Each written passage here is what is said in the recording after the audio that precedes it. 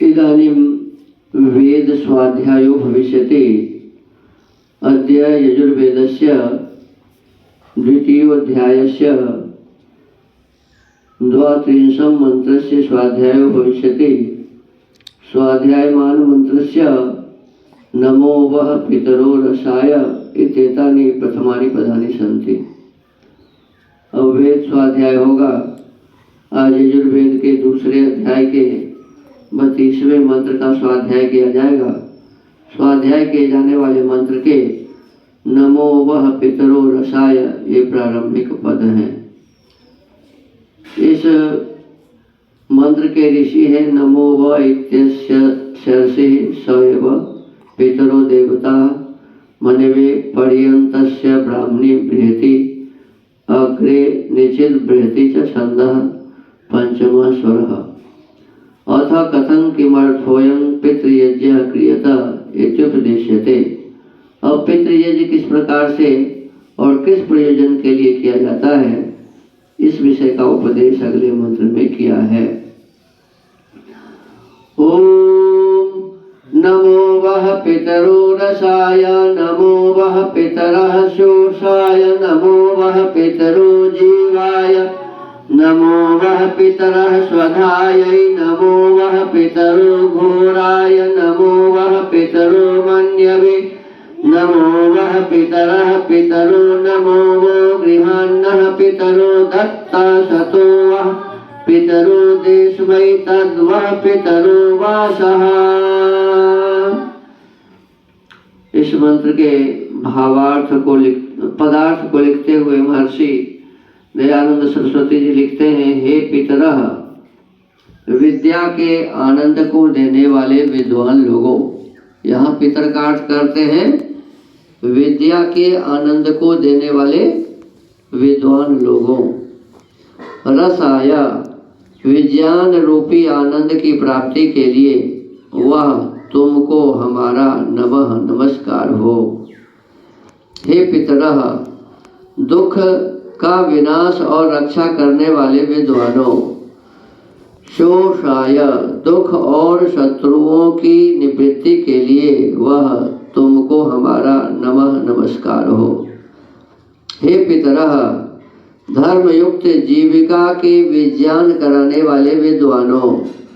जीवाय, जिससे प्राण का स्थिर धारण होता है, उस जीविका के लिए वह तुमको हमारा नमः शील धारण विदित हो।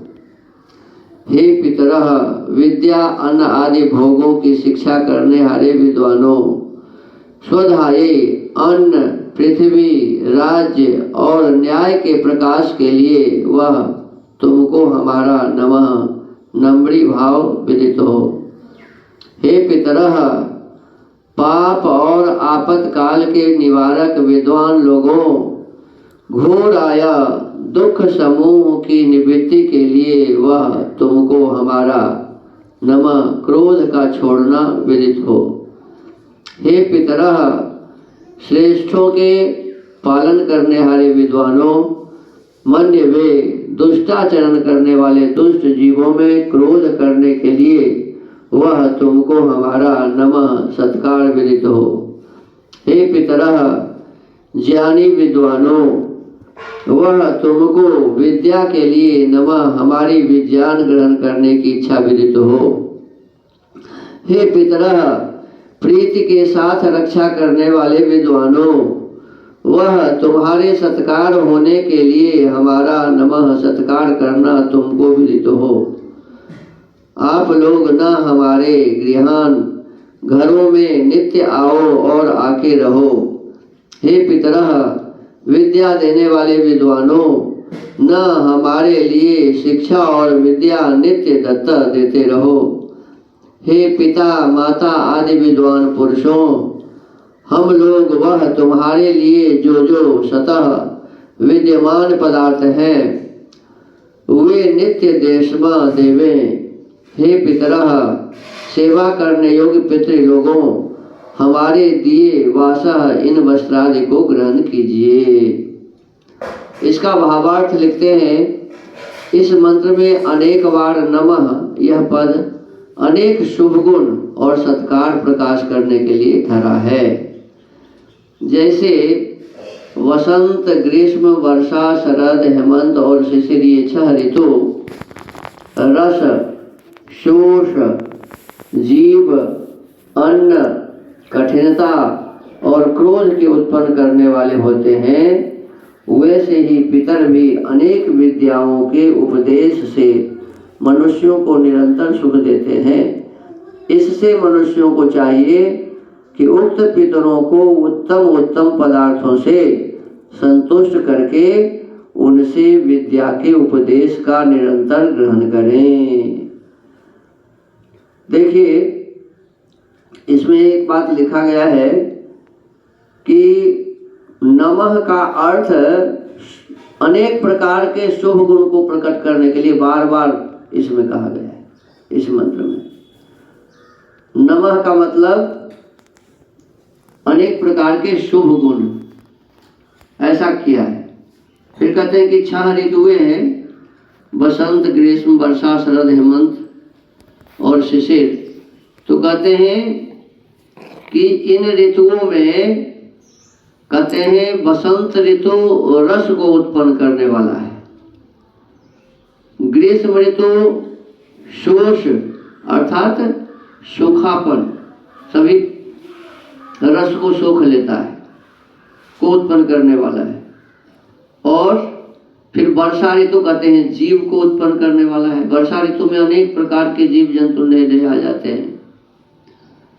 और फिर कहते हैं कि वर्षा ऋतु के बाद जो शरद ऋतु है,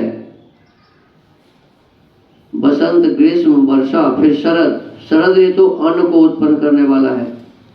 हेमंत ऋतु कठिनता, हेमंत ऋतु में कठिनता हो जाती है, परेशानी होती है, ज़्यादा बढ़ जाता है। और अत्यंत जाड़े जब हो जाते हैं तो उस समय क्रोध उत्पन्न होता है, ये ऐसा कहते हैं। माने शिशिर ऋतु में क्रोध उत्पन्न होते हैं।